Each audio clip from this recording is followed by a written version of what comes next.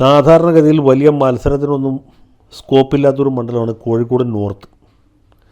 Kozhikode north പണ്ട് മുതൽക്ക് ഒരു ഇടതുപക്ഷ സ്വഭാവമുള്ള മണ്ഡലമാണ്. 3 തവണ സഖാവ് ചന്ദ്രശേഖരക്കുറുപ്പ് അവിടെ നിന്ന് ജയിച്ചു. കുറുപ്പ് തൻ്റെ ഇടമുള്ള ഒരു CPM നേതാവായിരുന്നു. കുറുപ്പുള്ളിടത്തോളം കാലം അദ്ദേഹത്തെ ആർക്കും തോൽപ്പിക്കാനും പറ്റിയിരുന്നില്ല. പിന്നെ കുറുപ്പ് ആ സീറ്റിൽ നിന്ന് മാറിയതിന് ശേഷം, അദ്ദേഹം തെരഞ്ഞെടുപ്പ് രംഗത്ത് നിന്ന് പിന്മാറിയതിന് ശേഷമാണ് സഖാവ് M. ദാസൻ അവിടെ മത്സരിക്കുകയും ജയിക്കുകയും ചെയ്തു. അടുത്ത തെരഞ്ഞെടുപ്പിൽ ദാസനെതിരായിട്ട് സൂചനപാൽ മത്സരിച്ചു. സൂചനപാൽ ജയിച്ചു. സൂചനപാൽ 1.5 വിട്ട തവണകളിലായിട്ട് 2 തവണ ജയിച്ചു. കുറച്ചു കാലം മന്ത്രിയുമായിരുന്നു. അവിടുത്തെ ഒരു പ്രമുഖ തീയ കുടുംബത്തിലെ അംഗമായിരുന്നു സൂചനപാൽ. അദ്ദേഹം വലിയ വായനക്കാരനും എഴുത്തുകാരനും സഞ്ചാരപ്രിയനും സർവോപരി ഒരു സാംസ്കാരിക നായകനുമായിരുന്നു. ഞാനൊക്കെ സ്കൂളിൽ പഠിക്കുന്ന കാലത്ത് സൂചനപാലിൻ്റെ ലേഖനങ്ങൾ മാതൃഭൂമി ആഴ്ചപ്പതിപ്പിൽ വായിച്ചിട്ടുണ്ട്. അദ്ദേഹം ഫലസ്തീനിലൊക്കെ പണ്ടേ പോയിട്ടുള്ള ആളാണ്. പൊരുതുന്ന പാലസ്തീൻ എന്ന പേര് ഒരു പുസ്തകം എഴുതിയിട്ടുണ്ട് എന്നാണ് എൻ്റെ ഓർമ്മ. അദ്ദേഹത്തിൻ്റെ പിതാവ് അയ്യത്താൻ ബാലഗോപാലൻ ഒരു വലിയ നേതാവായിരുന്നു. കോഴിക്കോട് മുമ്പ് MLA ഒക്കെ ഇരുന്നിട്ടുള്ള ആളാണ്. അങ്ങനെ സൂചനപാലന് ശേഷം പിന്നീട് കോഴിക്കോട്ട് എന്നല്ല, കോഴിക്കോട് ജില്ലയിൽ ഒരു കോൺഗ്രസ്സുകാരനും ജയിച്ചിട്ടില്ല എന്നുള്ളതാണ് ചരിത്രം. അങ്ങനെ എത്രയോ തവണകളായിട്ട് കോഴിക്കോട് ജില്ലയിൽ കോൺഗ്രസ്സേ ജയിക്കുന്നില്ല. പാർലമെൻറ്റിലേക്ക് MK രാഘവൻ മത്സരിക്കുമ്പോൾ രാഘവേട്ടൻ ജയിക്കും. പക്ഷേ വേറെ ഏതെങ്കിലും കോൺഗ്രസ്സുകാരൻ നിയമസഭയ്ക്ക് മത്സരിച്ചാൽ ജയിക്കുകയില്ല. PV ഗംഗാധരനും മറ്റുമൊക്കെ ഈ കോഴിക്കോട് നോർത്ത് മണ്ഡലത്തിൽ മത്സരിച്ച് വളരെ ഡീസൻ്റായിട്ട് തോറ്റിട്ടുണ്ട്. കോഴിക്കോട് 1ാം മണ്ഡലത്തിൻ്റെ പേര് മാറ്റി കോഴിക്കോട് നോർത്തായി കഴിഞ്ഞപ്പോൾ അതിൻ്റെ മാർക്സിസ്റ്റ് സ്വഭാവം വർദ്ധിച്ചു. ഇനി മാർക്സിസ്റ്റുകാരെ അവിടെ തോൽപ്പിക്കാനേ പറ്റുകയില്ല എന്ന അവസ്ഥയിലേക്ക് എത്തി. അങ്ങനെയാണ് നമ്മുടെ പ്രദീപ് കുമാർ വീണ്ടും ജയിച്ചു. പ്രദീപ് കുമാർ മത്സരിക്കുകയാണെങ്കിൽ ഇപ്പോഴും അദ്ദേഹം തന്നെ ജയിക്കും. പക്ഷേ ഈ പിണറായി വിജയൻ അനഭിമതരായ CPMകാരെ മുഴുവനും വെട്ടി നിർത്തുന്ന കൂട്ടത്തിൽ കഴിഞ്ഞ തെരഞ്ഞെടുപ്പിൽ 2021 തെരഞ്ഞെടുപ്പിൽ പ്രദീപ് കുമാറിനെയും വെട്ടി. കാരണം മരുമകന് വീതി ഒരുക്കാൻ വേണ്ടിയിട്ടാണ് ഈ പ്രദീപ് കുമാർ അടക്കമുള്ള ഒരുപാട് പേരെ വെട്ടിയത്. അങ്ങനെ പ്രദീപ് കുമാർ വെട്ടപ്പെട്ടു. തൽസ്ഥാനത്ത് ആദ്യം അവരാലോചിച്ചത് നമ്മുടെ ഇപ്പോൾ കുപ്രസിദ്ധനായി തീർന്നിരിക്കുന്ന സുപ്രസിദ്ധനായിരുന്ന സിനിമാ സംവിധായകൻ രഞ്ജിത്തിനെയാണ്. അപ്പോഴേക്ക് രഞ്ജിത്തിൻ്റെ സിനിമകളൊക്കെ വളരെ പ്രതിലോമപരമാണ്, സവർണ ഫാസിസത്തെ ശക്തിപ്പെടുത്തുന്നതാണ് എന്ന് ചിലർ കണ്ടുപിടിച്ച് അത് വിവാദമാക്കിയതുകൊണ്ട് രഞ്ജിത്തിനെ മാറ്റി.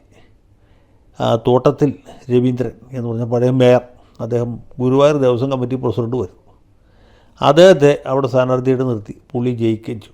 നല്ല ഭൂരിപക്ഷത്തിൽ തന്നെയാണ് ജയിച്ചത്. ഇത്തവണയും തോട്ടത്തിൽ രവീന്ദ്രനാണ് അവിടെ സ്ഥാനാർത്ഥിയായിട്ട് മത്സരിക്കുന്നത്. പല ആളുകളും തോട്ടത്തിൽ രാധാകൃഷ്ണൻ എന്ന് പറയുന്നുണ്ട്. അത് തെറ്റാണ്. തോട്ടത്തിൽ രാധാകൃഷ്ണൻ കേരള ഹൈക്കോടതിയിൽ ജഡ്ജിയായി തീർന്ന ഒരു വലിയ നിയമവിശാരദനായിരുന്നു. അദ്ദേഹം മരിച്ചുപോയി.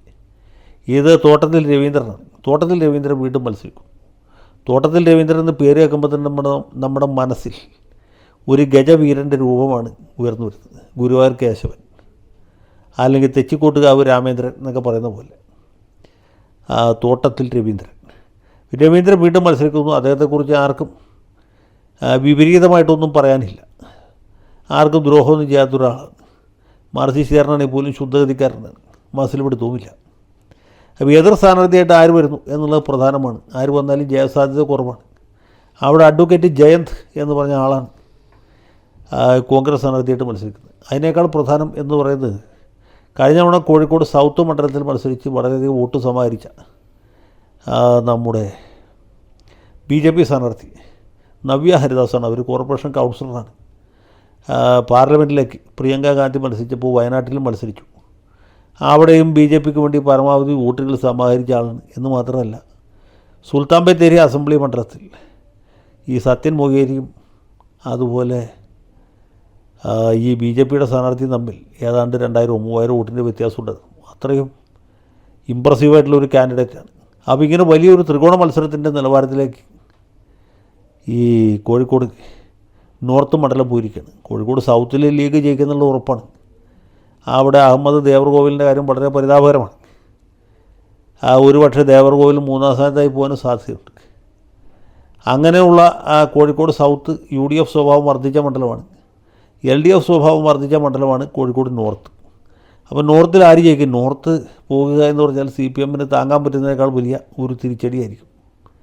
അവിടെ ജയന്ത് മത്സരിക്കും എന്ന് എൻ്റെ പരിചയക്കാരനായ ഒരു കോളേജ് അധ്യാപകൻ കഴിഞ്ഞ ദിവസം മെസ്സേജായിട്ട് അയച്ചിരുന്നു, കോഴിക്കോട് നോർത്ത് നമ്മൾ ജയിക്കും, അഡ്വക്കേറ്റ് ജയന്ത് എന്ന് പറഞ്ഞു. അപ്പോൾ അത് എന്തുമാത്രം ശരിയാണെന്ന് എനിക്കറിയില്ല. കോഴിക്കോട് നോർത്തിൽ വലിയ മത്സരമാണ് നടക്കുന്നത്. BJP പിടിക്കുന്ന വോട്ട് ആരെ കൂടുതലായിട്ട് ബാധിക്കും, അല്ലെങ്കിൽ ആരുടെ വിജയത്തിനെ പ്രതികൂലമായിട്ട് ബാധിക്കുമെന്നുള്ളതിനെ ആശ്രയിച്ചാണ് ഈ CPM-ൻ്റെയോ അല്ലെങ്കിൽ കോൺഗ്രസിൻ്റെയോ ജയാപജയ സാധ്യതകൾ നിലനിൽക്കുന്നത് എന്ന് ഞാൻ വിചാരിക്കുന്നു. ഏതായാലും മാന്യന്മാരിൽ മാന്യനായ തോട്ടത്തിൽ രവീന്ദ്രൻ കോഴിക്കോട് നോർത്തിൽ നിന്ന് ജയിച്ചു വരും എന്നാണ് എൻ്റെ പ്രതീക്ഷ. അദ്ദേഹത്തിൻ്റെ വിജയം കാണാനാണ് ഞാൻ ആഗ്രഹിക്കുന്നത്. എൻ്റെ ആഗ്രഹം അനുസരിച്ചല്ല കോഴിക്കോട് നോർത്തിലെ വോട്ടർമാർ വോട്ട് ചെയ്യുന്നതെന്നും നമുക്കറിയാം. എങ്കിൽ പോലും അദ്ദേഹം വീണ്ടും ജയിച്ചു വരട്ടെ എന്ന് ഞാൻ ആഗ്രഹിക്കുന്നു.